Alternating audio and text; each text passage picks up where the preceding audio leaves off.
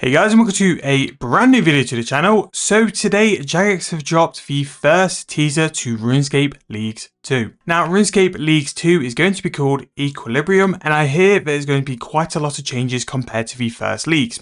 Now, the first leagues for RuneScape 3 was a success in some ways, but also a lot of learns have come from this, which hopefully with this Leagues 2 are going to include a lot of changes. And hopefully, quest auto-completes. If the quest auto-completes is the only change they had, it will be dramatically different. But let's hop through it and let's see what is going to come for Leagues 2. Now, if you are brand new to the channel, please make sure to leave me a like, subscribe to the channel. I fully intend on playing the full leagues and going to go and try and go for a little bit of a higher rank than last time. I think I finished up on Rune, but I'd like to go and push to see if we can do a little bit better. So, League is going to be returning on August 10th, and it comes with a completely reimagined journey through Gillinor. Now, one thing they have stated is that this is going to include a dedicated free-to-play experience, which is nice because it means that especially players who haven't played the game for a while can come and join in and have some fun, and also see if it's right for them to go and jump in and give Leagues a go. So Leagues is a RuneScape limited game mode where everyone starts fresh on a brand new save and progresses at an accelerated rate, which is very, very quick. As you complete tasks, you unlock powerful relics and explore new opportunities and work towards exclusive rewards while creating your own unique building playstyle. Leagues is a really good way to go and explore the game, but having a stupidly quick rate of XP and also very powerful relics and perks to go and sort of tailor your combat experience to what you want it to be. The league title, Equilibrium, is inspired by Gothics for God of Balance. As his influence spreads across Gillinor, your choices will shape the powers you wield and path you follow. Throughout the leagues, you'll complete things known as tasks, earning league points and unlocking powerful relics and blessings. Blessings are brand new for this league and kind of fits in with the theme of Gothics being the main thing it's going to work around as well. So one thing which is dramatically different for the RuneScape 3 league, not so much with the old school one, is that regions are locked. So not only are you unlocking relics, you are also picking regions now which will unlock to then dictate what your gameplay is going to be. The first leagues last year, we had the whole maps unlocked.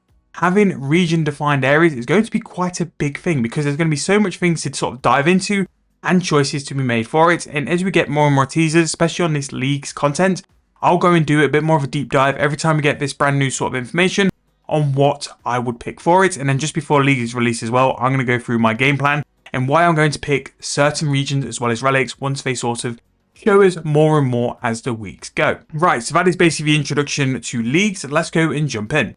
So for the first time ever, leagues can be experienced with the limited fashion through free to play. This will give you access to the first 3 tiers of relics, giving you the core leagues experience, allowing the adventurers to complete the task and also earn some rewards, which is nice as well. The free to play is just simply not just something you don't go and get rewards from. So the fact you can get some rewards from free to play is really nice as well. A significantly different RuneScape. So with Equilibrium, we're going to have a couple of different things. So what they've done before diving in is that they've highlighted how RuneScape is significantly different since the last league's catalyst.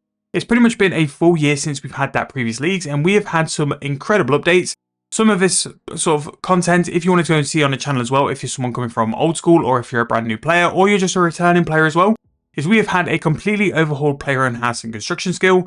We've reworked Demonheim Dungeoneering, which is very good. We have Haven Hive in the game now, a very much modernized and streamlined combat system, a refreshed player avatar, and some other things as well. So region locking is the first post we're going to look at. So this is going to give you a bit of a breakdown of all the different things you can have. So for example, Ascani is going to give you access to God War's dungeon in the city of Falador. Kandering is going to be full of skilling spaces like player-owned farms, Hall of Memories and the Deep Sea Fishing Hub. The Fremi Isles is going to include all the isles such as Netsnot, Lunar Isles and Jatizo. This is one I think is quite weak because the Fremnikar really hasn't had much to it as well. But let me know which ones from what we've seen here you guys are going to pick in terms of your areas. But as you can see, more and more different stuff. I do think things like Tywin is going to be very important because you've got City of Prith. That is very strong. And a Crony could possibly be quite good as well. Who knows what these relics are going to be as well. But the fact we can now pick certain ones is going to be really nice. Now, depending on what path you pick, no matter what path you're going to take, you will have the ability to obtain the Dragon Trophy. So even if you do pick some which aren't the meta picks for areas, you are still going to be able to get enough points to go and get the top tier.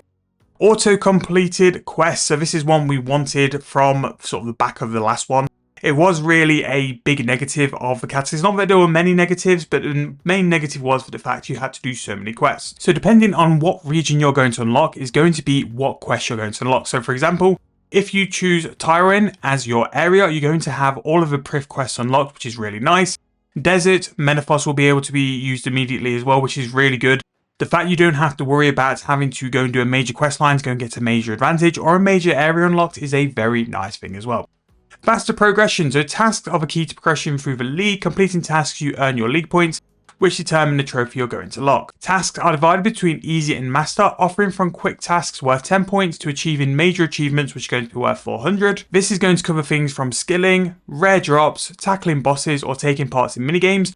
All of these will give you direct points, so you've got a wide spectrum of which you can go and chase those points as well. This time round, the tasks have been designed to deliver a smoother and more rewarding experience with better balanced objective, meaningful progression milestones, and more opportunities to engage in the recent content as well. They have changed a lot of the barriers that previously slowed you down, such as lengthy reputation grinds, complex quest requirements are reduced, things like this, or have been automatically unlocked as well. So in terms of your progress, you're going to have relics, which have returned from last year's Catalyst and going to pretty much be the same sort of tone. So each tier you progress, you're going to unlock a powerful relic.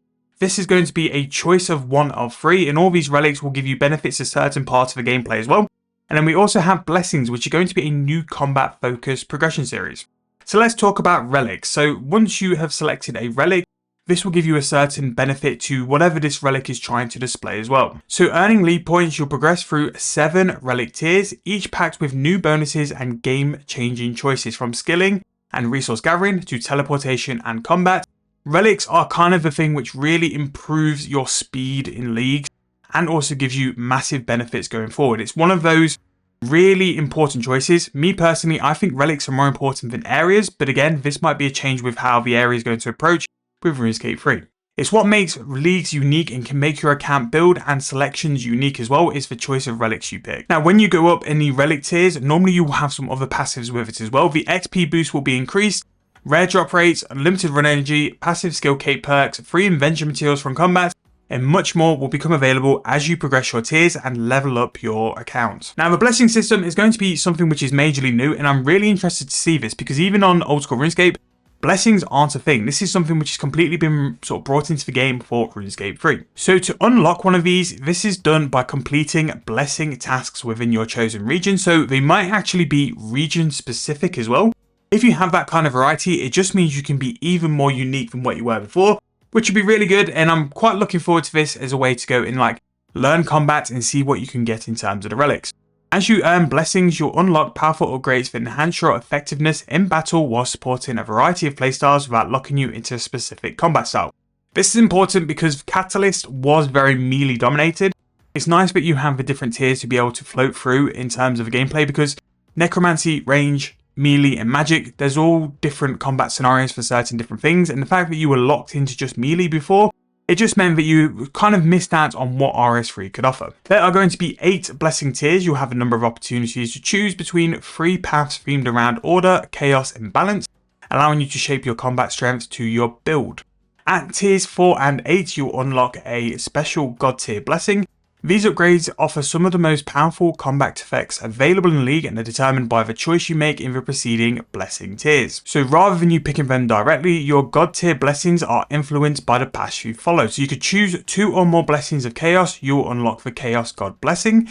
If you choose 2 or more blessings of balance, you'll unlock the blessing from each path, you'll unlock the balance god blessing. And then finally, 2 or more blessings of order, you'll unlock the order of god blessing. So rather than you just pick that direct style, if you pick the sort of types of that style, if you pick more than 2, that is going to determine, which is quite cool actually. You can't just go and pick like chaos blessings and then decide that for your god blessing you want to be order. Your choices beforehand will sort of pick out what it's going to be. So that's actually really good actually, which I do like that. Your path isn't set in stone. You'll be able to reset your blessing progression up to 3 times throughout the league, giving you the freedom to experiment with different builds, explore new strategies and pursue a different god tier blessing if you plan to change. I really like that because it gives you the option to change it up and explore everything in the league and what the league has to offer. You don't really want to be rabbit hole into just one style and one kind of blessing, so the fact you can go and change it is really, really nice as well. Now with this, blessings provide a substantial source of power growth throughout the league, which off the back of the Catalyst leagues, is really needed. With the Catalyst League, I don't know if you guys feel the same, I always felt a little bit underpowered. I didn't feel like as strong as what a League's build should be. So the fact that they've looked at that and addressed it and brought something new with it as well, really big fan. So with this first post, they have revealed the tier 1 relic. So what they'll probably do over the next couple of weeks is just to drop like 1 or 2 of the different relic tiers every single week, which we can look through and review as well. So the first one is going to be Survivalist. Now this is aimed at a gatherer who likes to get a hand on. The relic is about maximizing resource collection. It doubles resources gained from mining, fishing, woodcutting and archaeology through hotspots, helping you to stockpile materials faster than before. To support your adventure, it also grants powerful tools for mining, woodcutting and fishing, making more resource collection even more efficient. On top of that, you unlock the Survivalist bag, an enhanced storage container which can hold up to 150 different types of logs or and fish at once. Now, this was a tier in old school, and this is what I picked for the last old school league in the Yammer one. This is incredibly useful. You're not going to be fully AFK, but the fact that you've got that bag, which can hold up to 150, means that you don't have to run back and forth to the bank all the time. It is actually really, really nice. So this was one I've used before on the old game, and I was a big fan of it as well. We also have Endless Harvest. This relic is built for players who want smoother, more laid-back gathering experience, so this is going to be the AFK one. Resources collected through archaeology, farming, fishing, mining and woodcutting will be sent directly to the bank or the metal bank, helping to keep your inventory clear and letting you stay gathering. On top of that, fishing, mining and woodcutting each have a 10% chance to upgrade resources to the next tier, helping you gather higher level materials to train. It also removes as many of the interruptions which slow down gathering. Trees are rarely felled, fishing spots can be followed automatically when they move, and your character will be gathering as soon as the tree regrows. Miners benefit from permanently full stamina, while archaeologists gain the benefit of an always active time sprite, ensuring consistent progress as well. This is going to be the AFKer's dream, and what this was, so for the first choice in the old school Runescape version, it was the big choice between this and the Survivalist one we just mentioned. The big difference with Survivalist is you have the higher tier tools, whereas with the Endless Harvest, you're kind of working with basic stuff as well, but it is fully AFK. Eventually you are going to upgrade your weapons and not items and stuff like that, but to start with, that's your comparison. Do you want to be AFK with limited items, or do you want to be the Survivalist with the ability to have that bag, which kind of makes things semi-AFK anyway, or do you want to be someone who has full AFK anyway? So Golden Touch, this is going to be a really interesting one. For this is going to be the relic for choices looking to master agility and thieving, and this has a similar tone to previous leagues. You do have the sort of skiller version, the AFK, and then also the agility and the thieving one, which generally gives people the head start. So Golden Touch, with it being thieving and agility, normally it brings in some cash. This is a really good one to start from cash. It grants the Golden Hawk boots, a pair of tier 60 hybrid style boots which passively award agility XP while you're on the move, skilling or using ultimate abilities. As you train thieving and agility, you also have a chance to obtain Golden Hawk feathers, valuable items that can be converted into prayer XP or out for a sizable coin reward. So that is actually really, really nice. So that could also be very passive prayer XP, but at least for the first couple of relics, it will give you a cash stack. And cash is more important than you think. Like, to have cash, you have the ability to buy stuff from shops, which could really progress your account.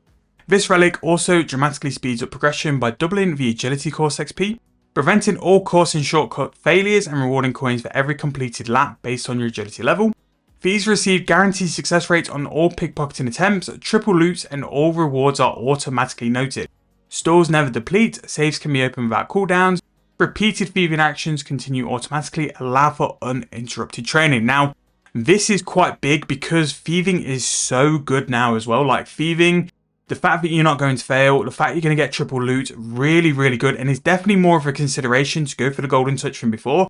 The fact that you're going to look after agility and also prayer, which can be a little bit annoying to go and get, and also get a great way to go and build your cash stack up. Additionally as well, all coins obtained through thieving are increased by 100, which if you're looking for a way to utilize shop and go from there, it's going to be absolutely massive. But those are the first 3 relics of tier 1. As we go down, that is pretty much going to wrap up this post. The league again is going to be launching on August 10th. We'll be making content for it as well, preparing with all the different drops in terms of the relics until then as well. And anything new which comes out about the leagues, we'll be making sure to do videos on. Really hope you guys are excited for it. I'm excited for it. August 10th, we'll be jumping in and making those gains on it as well. Let me know what your opinions are. What are you going to go for the tier 1 relic? And thank you guys for watching. Really hope you've enjoyed. I'll see you guys very soon in the next one.